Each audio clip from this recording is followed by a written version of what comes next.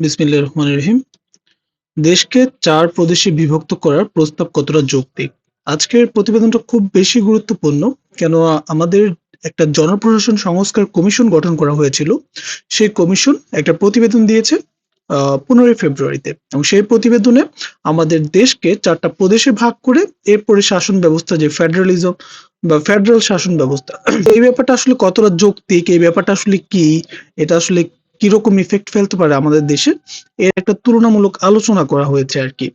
আর আমাদের যখন আমরা বলি যে ৪ টা প্রদেশে ভাগ করা হবে এবং শাসন ব্যবস্থা হবে যুক্তরাষ্ট্রীয় পদ্ধতিতে, তখন স্বভাবতই মাথায় বেশ কিছু প্রশ্ন জাগে। সেই প্রশ্নগুলোর উত্তর এখানে দেওয়া আছে। আচ্ছা, তো এই নিয়ে প্রতিবেদন লিখেছে গোলাম রসুল স্যার। তো আমি এই প্রতিবেদনে প্রতিটা লাইন বাই লাইন না পড়ে আমি একটু সংক্ষেপে এটা ব্যাখ্যা করার চেষ্টা করব। যেহেতু প্রতিবেদনটা বড়, সংক্ষেপে বললে আপনারা হয়তোবা বুঝে যাবেন ইনশাআল্লাহ। তো যাই হোক, আমাদের যে একটা সংস্কার কমিশন গঠন করা হয়েছিল ১১ সদস্য বিশিষ্ট আব্দুল মঈদ চৌধুরীকে প্রধান করে, সেই প্রতিবেদনের মূল সেই জনপ্রশাসন সংস্কার কমিশনের আসলে মূল লক্ষ্য ছিল কয়েকটা, যে জবাবদিহিমূলক, জনমুখী, দক্ষ এবং নিরপেক্ষ যাতে আমরা কি করতে পারি, আমাদের জনপ্রশাসনকে করে তুলতে পারি। এই জন্যই এই সংস্কার কমিশন কিছু সংস্কার আনতে চায় এবং তারই পরিপ্রেক্ষিতে তারা আসলে একটা সুপারিশ করে। সেই সুপারিশে আসলে প্রতিবেদনের মধ্যে প্রায় ১৭টা অধ্যায় থাকে, ১৪টা শিরোনামে, ২০০টা সুপারিশ ছিল। তো এই সুপারিশের মধ্যে কিছু আসলো স্বল্প মেয়াদী ক্যাটাগরি, কিছু মধ্যমেয়াদী, কিছু দীর্ঘমেয়াদী ক্যাটাগরি। তার মধ্যে সবচেয়ে গুরুত্বপূর্ণ যে সুপারিশটা সেটা হচ্ছে এককেন্দ্রিক শাসন ব্যবস্থা থেকে চেঞ্জ করে যুক্তরাষ্ট্রীয় শাসন ব্যবস্থা করা। এবং সেক্ষেত্রে দেখা গেছে যে ঢাকা সহ যে ৪ টা বিভাগ আছে, ঢাকা, চট্টগ্রাম, রাজশাহী, খুলনা, এই ৪ টা বিভাগকে আসলে ৪ টা প্রদেশে কনভার্ট করা। আমাদের তো ৮ টা বিভাগ, তার মধ্যে এই ৪ টা বিভাগকে ৪ টা প্রদেশে কনভার্ট করা হবে। এবং এই প্রদেশের কিছু ক্ষমতা থাকবে, কিছু ক্ষমতা থাকবে কেন্দ্রের উপরে, আর কেন্দ্রশাসিত অঞ্চল থাকবে ঢাকা রাজধানী, সেটা হচ্ছে আপনার ক্যাপিটাল সিটি গভর্নমেন্ট বলা হবে সেটাকে।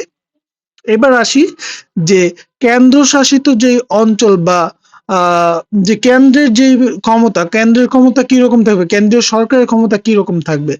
কেন্দ্রীয় সরকারের হাতে ক্ষমতা থাকবে প্রতিরক্ষা, পররাষ্ট্র, আন্তর্জাতিক সম্পর্ক, তারপর স্বরাষ্ট্র, এরকম গুরুত্বপূর্ণ মহাসড়ক বলি, সমুদ্র বন্দর বলি, জ্বালানি, বিদ্যুৎ, পারমাণবিক শক্তি, এগুলো থাকবে কেন্দ্রীয় সরকারের হাতে। এর বাইরে অন্যান্য যে সকল ক্ষমতা আছে সেগুলো থাকবে আসলে প্রাদেশিক সরকারের হাতে। কিছু ক্ষমতা আছে, সেই ক্ষমতা থাকবে হচ্ছে আপনার বোধ প্রাদেশিক এবং কেন্দ্রীয় সরকারের খাতে, সেগুলো যেমন উচ্চ শিক্ষা বা স্বাস্থ্যনীতি, এই ব্যাপারগুলো, ঠিক আছে। আচ্ছা, কেন্দ্রীয় সরকারের ক্ষমতার ক্ষেত্রে তো বললাম, প্রতিটা প্রদেশে দেখা যাবে যে নিজস্ব কিছু আইনসভা, নিজস্ব নির্বাহী বিভাগ এবং সুপ্রিম কোর্টের, হাইকোর্টের বেঞ্চ থাকবে সেখানে, ঠিক আছে। আচ্ছা, তাহলে এই গেল তাদের কাঠামোগত অবস্থান যে কিরকম। এবার একটা বিষয় আমরা একটু বলি যে বাংলাদেশ স্বাধীনতার প্রেক্ষাপট যদি চিন্তা করি, আমাদের দেশে কিন্তু এত বছর ধরে চলে আসছে এককেন্দ্রিক শাসন ব্যবস্থা। সেক্ষেত্রে এই মানে যুক্তরাষ্ট্রীয় শাসন ব্যবস্থা এটা কায়েম করা আসলে ব্যাপার, বিশাল জটিল ব্যাপার হবে আর কি। শুধু জটিল না, এখানে বেশ কিছু প্রশ্ন থাকে। যেমন এটা একটা রাজনৈতিক বিষয়, যেমন অর্থনৈতিক বিষয়, সামাজিক, ভৌগোলিক, রাষ্ট্রীয় নিরাপত্তার বিষয়টাও কিন্তু এখানে খুব মানে গুরুত্বপূর্ণ, যে রাষ্ট্রীয় নিরাপত্তার একটা বিষয় থাকে। এর কারণ কি জানেন? এর কারণ হচ্ছে, যেমন রাষ্ট্রবিজ্ঞানী উইলিয়াম এইচ রাইকারের মতে, তার মতে যে ফেডারালিজম যে ব্যাপারটা, এই ব্যাপারটা আসলে কি হয়, এটা একটা বই আছে federalism origin, operation and significance. এই বইয়ে তিনি লেখছে যে কখনো কখনো দেখা যায় জাতীয় ঐক্য ও সংহতিকে দুর্বল করে তুলতে পারে, এ বিচ্ছিন্নতাবাদী আন্দোলনকে উৎসাহী করে তুলতে পারে, এমনকি গণতন্ত্রকে অস্থিতিশীল করে তুলতে পারে, জাতীয় নিরাপত্তাকে ঝুঁকি বৃদ্ধি করতে পারে এই ফেডারাল গভর্নমেন্ট। কেননা আমরা দেখি যে প্রত্যেকটা ফেডারাল রাষ্ট্র, মেইনলি অনেকগুলাতেই আমরা কিন্তু বিচ্ছিন্নতাবাদী আন্দোলনটা খুব বেশি দেখি, তাই না? তো সেক্ষেত্রে বাংলাদেশের জাতীয় নিরাপত্তার জন্য এটা কি হুমকি স্বরূপ হতে পারে। ঠিক একই সিদ্ধান্তে উপনীত হয়েছেন কিন্তু কি অ্যারেন্ট লিসফার্ড তার প্যাটার্নস অফ ডেমোক্রেসি এই বইতে দেখাইছে, ঠিক আছে। তো এই যে ব্যাপারটা, এই ব্যাপারটা তাইলে তারা কেন কায়েম করতে চাইতেছে, এই ব্যাপারটা বা যুক্তরাষ্ট্রীয় শাসন ব্যবস্থা তারা কেন কায়েম করতে চাইতেছে আমাদের বর্তমান সংস্কার কমিশন, তারা এই ক্ষেত্রে বেশ কিছু কারণ দেখাইছে। তার মধ্যে ২টা কারণ খুব গুরুত্বপূর্ণ, ২টা কারণই তারা মেইনলি হাইলাইটেড করছে। একটা হচ্ছে ক্ষমতা বিকেন্দ্রীকরণ, যে ভাই এতে ক্ষমতা বিকেন্দ্র হবে, ক্ষমতা কেন্দ্রীভূত থাকবে না, ক্ষমতা কেন্দ্রীভূত হওয়ার সুযোগ আর থাকবে না, সুযোগটা কমে আসবে। আর দ্বিতীয় হচ্ছে প্রশাসনিক বিকেন্দ্রীকরণ। প্রশাসনিক বিকেন্দ্রীকরণের মাধ্যমে সেবার মান উন্নয়ন করা যাবে। সব মানে প্রশাসনিক দায়িত্ব কেন্দ্র থেকে আসবে না, এখানে বিকেন্দ্রীকরণ হলে মান উন্নয়ন হবে, সেবার দক্ষতা বৃদ্ধি পাবে। এছাড়াও বাংলাদেশের মতো জনবহুল যে দেশ, জনসেবার জন্য যুক্তরাষ্ট্রের শাসন ব্যবস্থার প্রয়োজনীয় যুক্তি তারা তুলে ধরে। তাই এটা ছিল তাদের পক্ষ থেকে যুক্তি। এখন একটা বিষয় হচ্ছে কি, এই যুক্তি খণ্ডনের জন্য স্যার এখানে বেশ কিছু তুলনা করছে, সেই তুলনাগুলো আমি একে একে বলতেছি। তার আগে কিছু ব্যাপার বলে নেই, যে এই যে ফেডারেল গভর্নমেন্টের ব্যাপারটা, দেখেন একটা ফেডারেল গভর্নমেন্ট কোথায় ফর্ম করে, যেখানে দেখা যায় ডাইভার্স ভাষা থাকে, সংস্কৃতি থাকে, ঐতিহ্যগত বা ভৌগোলিকগত ভিন্নতার কারণে সেই ক্ষেত্রে যুক্তরাষ্ট্রীয় শাসন ব্যবস্থা গুরুত্বপূর্ণ হয়ে ওঠে। বাংলাদেশে কিন্তু আসলে মোটামুটি বলা যায় একটা হোমোজেনিক রাষ্ট্র, প্রায় সকলেরই ধর্ম কাছাকাছি, ভাষা কাছাকাছি, সংস্কৃতি কাছাকাছি। এই ক্ষেত্রে ফেডারেল গভর্নমেন্ট আসলে কতটা যুক্তিপূর্ণ, তো সেই প্রশ্নের জবাবে কিন্তু এই যুক্তিগুলো জনপ্রশাসন কমিশন তুলে ধরছে। আচ্ছা, এখন এই যে ব্যাপারগুলো তুলে ধরছে, তো এই যুক্তিগুলো একটু খণ্ডন করা যাক, যে আসলেই কি এই ক্ষমতা বিকেন্দ্রীকরণ বা প্রশাসনিক দক্ষতা বৃদ্ধির সাথে ফেডারেল গভর্নমেন্টের সম্পর্কটা আছে কিনা, দেখি আছে কিনা। এইটা দেখার জন্য কি বাস্তব অভিজ্ঞতার দরকার। সেই বাস্তব অভিজ্ঞতা পর্যালোচনা করছে কয়েকটা দেশের, যেমন নরওয়ে, যুক্তরাজ্য, জাপান, দক্ষিণ কোরিয়া। এই সকল দেশে এককেন্দ্রিক শাসন ব্যবস্থা প্রচলিত। কোথায়? নরওয়েতে, যুক্তরাজ্য, জাপান, দক্ষিণ কোরিয়াতে। কিন্তু দেখা গেছে গণতন্ত্রের মান সূচকে এই সকল দেশ অনেক উপরে, যদিও এককেন্দ্রিক শাসন, তারপরে উপরে। কোথায় দ্বিকেন্দ্রিক শাসন বা ফেডারেল শাসনে তো বললো যে সেক্ষেত্রে গণতন্ত্র অনেক ভালো হবে, তো এখানে তো এক কেন্দ্র নিয়ে গণতন্ত্র তারা মানসূচক অনেক ভালো করছে, তারা কিভাবে করতে পারলো?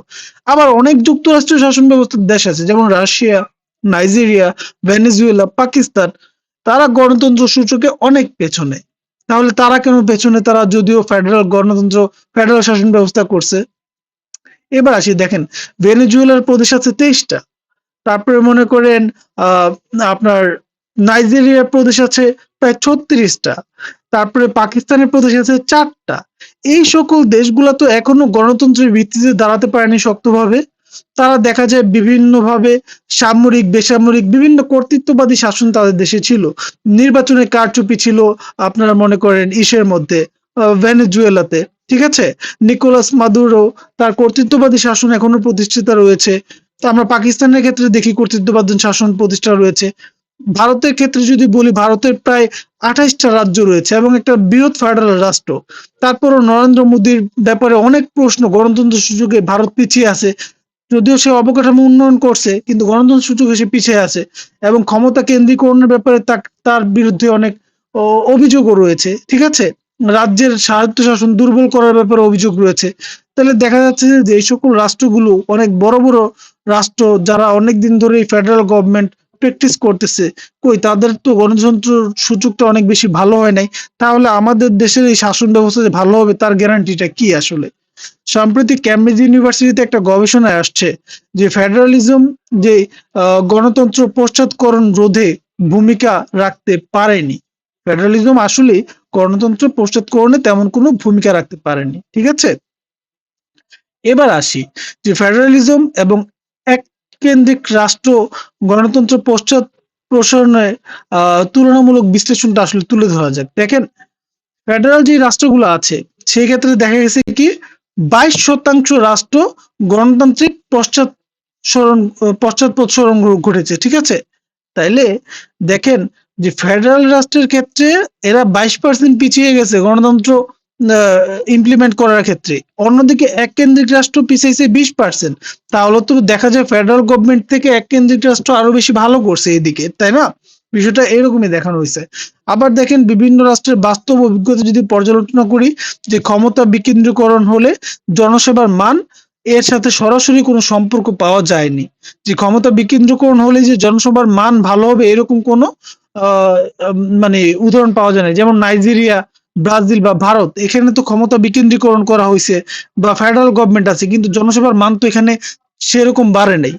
এখানে আমলাতান্ত্রিক দক্ষতা নিম্ন, এখানে দুর্নীতি ব্যাপক। অন্যদিকে যদি ফ্রান্সের কথা বলি, জাপানের কথা বলি, দক্ষিণ কোরিয়ার কথা বলি, এখানে তো এককেন্দ্রিক শাসন ব্যবস্থা আছে, কিন্তু এখানে জনসেবার মান অনেক ভালো, এখানে দুর্নীতি কম। যদি যুক্তরাষ্ট্র আর ফ্রান্সের কথাই তুলনা করি না কেন, যে যুক্তরাষ্ট্র এবং ফ্রান্সের ক্ষেত্রে দেখা যায় যুক্তরাষ্ট্র যদিও আপনার মনে করেন এই ফেডারেল গভর্নমেন্ট, তারপরেও কিন্তু ফ্রান্সের ব্যবস্থা, রাষ্ট্র ব্যবস্থা অনেক ক্ষেত্রে উন্নত।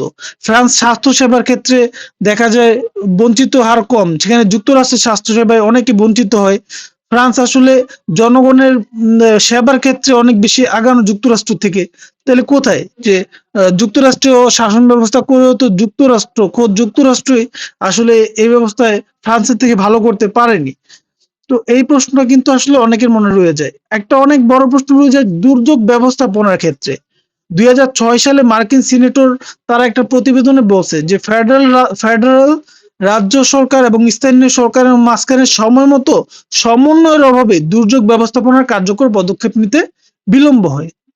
তার মানে যে কোনো একটা কার্যকর পদক্ষেপ নেওয়ার ক্ষেত্রে দেখা যায় কি যে এই যে একটা ডিলেমা ক্রিয়েট হয়, তাদের মধ্যে আসলে পদক্ষেপটা নিতে দেরি হয়, অনেক বেশি মানে ফাঁকফোকর রয়ে যায়, সমন্বয়হীনতা দেখা দেয়। এই যে হ্যারিকেন বা ক্যাটরিনার মতো ঘূর্ণিঝড়ের ব্যাপারে দেখা গেছে যে তারা গুরুত্বপূর্ণ ভূমিকা পালন করতে পারে নাই, শুধুমাত্র এই সবগুলোর কানেকশন ঠিক মতো করতে পারে নাই দেখে। ঠিক আছে? তার মানে এই দুর্যোগ ব্যবস্থাপনার মতো গুরুত্বপূর্ণ, জনগুরুত্বপূর্ণ ব্যাপারেও এই যে যুক্তরাষ্ট্রীয় ব্যবস্থায় যে রাষ্ট্র কাঠামো সেটা কিন্তু পিছিয়ে আছে। আচ্ছা, এখন যদি আসি সরকারি কার্যকারিতার সূচক, জনসেবার মান বা বেসামরিক পর্যায়ে দক্ষতা, নীতি প্রণয়ন বাস্তবায়নে কার্যকারী মূল্যায়ন করে দেখা যায় ২০২৩ সালে সরকারি কার্যকারিতা সূচকে বিশ্বের এককেন্দ্রিক যে রাষ্ট্রগুলো আছে যেমন Singapore, Denmark, Norway, Finland, Japan, যুক্তরাজ্য, সংযুক্ত আরব আমিরাত, এরা কার্যকারিতা সূচকে অনেক এগিয়ে যুক্তরাষ্ট্রীয় যে সকল দেশগুলো আছে সেই সকল দেশগুলো থেকে। সংস্কারের কমিশন এই ক্ষেত্রে তুলনা করছে নেপালের সাথে, কিন্তু আসলে নেপালের সাথে যদি তুলনা করে সেক্ষেত্রে বাংলাদেশের সরকারি কার্যকারিতার দিক থেকে নেপালের থেকে এখনই অনেক উপরে আছে। ঠিক আছে? তো কমিশন ১৭ কোটি মানুষের ব্যাপারে জনসেবা পৌঁছে দেওয়ার ব্যাপারে প্রাদেশিক শাসনের যুক্তি আসলে তুলে ধরছে, কিন্তু চীন এবং ইন্দোনেশিয়ায় জনসংখ্যা বাংলাদেশের চেয়ে অনেক বেশি, জনসেবার মানও অনেক দেশের চেয়ে ভালো। জাপান, ফ্রান্স, ভিয়েতনাম জনসংখ্যা বেশি, এককেন্দ্রিক সরকার ব্যবস্থা, জনসেবার মান কিন্তু আসলে ভালো মান প্রণয়ন করতেছে। তার মানে যুক্তরাষ্ট্রীয় শাসন ব্যবস্থা কায়েম হলেই যে জনসেবার মানটা ভালো হবে এটা কিন্তু আসলে সঠিক না। তাইলে আমরা দুইটা জিনিসকে কিন্তু এখান থেকে আলাদা করতে পারলাম, যে যুক্তরাষ্ট্রীয় ব্যবস্থা হলেই যে গণতন্ত্র ভালো হবে বিষয়টা তা না, আবার যুক্তরাষ্ট্রীয় ব্যবস্থা হলে যে সেবার মান ভালো হবে বিষয়টা তাও না। দুইটা ক্ষেত্রে কিন্তু কি আমরা ভিন্নতা দেখলাম। তাহলে এই ব্যাপারটা কেন কায়েম করা হবে? এছাড়াও এই ব্যাপারটা কায়েম করা আসলে সংবিধানের মৌলিক কাঠামোগত পরিবর্তন, যার এখতিয়ার কিন্তু আসলে সংস্কার কমিশনের নাই। তো এই ব্যাপারটা কিন্তু আসলে অনেক বেশি জটিল হবে, অনেক বেশি অসুবিধার সৃষ্টি হবে এবং জনগণের সরাসরি সম্মতি ছাড়া এই ব্যাপারটা কায়েম করা সম্ভব না, যেহেতু একটা বিশাল বড় পরিবর্তন। তাইলে যেখানে গণতন্ত্রের মান বা সরকারি সেবার মানের সাথে যুক্তরাষ্ট্রের ব্যবস্থার কোনো সম্পর্ক নেই, তাহলে এই ব্যবস্থাটা কেন আসলে আমাদের এই ব্যাপারটা কায়েম করার জন্য আমরা আমাদের সংস্কার কমিশন এটা সুপারিশ করলো। ঠিক আছে? এইটা কিন্তু আসলে যে আমাদের জন্য কতটা কার্যকর হবে, যেহেতু আমাদের দেশটা কি, আমাদের দেশ আসলে বহুমাত্রিক বা জটিল কোনো দেশ না। আমাদের দেশে আসলে হোমোজেনাস একটা সিনারিও কিন্তু আছে। এটা ভৌগোলিক দিক থেকে বলি বা সাংস্কৃতিক দিক থেকে বলি। তো যাই হোক, এই কারণেই আরকি স্যার এখানে বলছে যে আমাদের এই প্রশাসনিক বিভাজন সামাজিক, রাজনৈতিক এবং অর্থনৈতিক মানসিক বিভাজন সৃষ্টি করতে পারে এবং দেশের স্থিতিশীলতাকে বিনষ্ট করতে পারে। তো দেশের নিরাপত্তা ঝুঁকির মধ্যে ফেলতে পারে। এই কারণে এসব বিষয়ে যথাযথভাবে মূল্যায়ন না করে ৪ টি প্রদেশকে বিভক্ত করার প্রস্তাব সুবিবেচনা প্রসূত বলে মনে হয় না। তো বিষয়টা তাই হলো আরকি। তো এই ছিল আজকের প্রতিবেদনটা। সবাইকে ধন্যবাদ।